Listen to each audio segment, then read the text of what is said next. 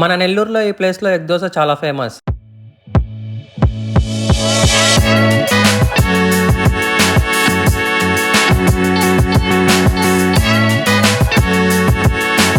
ఈ ప్లేస్‌కి వస్తే ఎగ్ దోస అండ్ బోండా పక్కా ట్రై చేయాల్సిందే. లొకేషన్ విషయానికొచ్చేస్తే మీరు మినీ బైపాస్ రోడ్‌లో వెళ్తుంటే ఈ ట్రావెల్ బసెస్ కనిపిస్తాయి. అక్కడ ఉన్న పెట్రోల్ బంక్ ఆపోజిట్ స్ట్రీట్‌లో వెళ్తే మీకు ఈ ప్లేస్ కనిపిస్తుంది.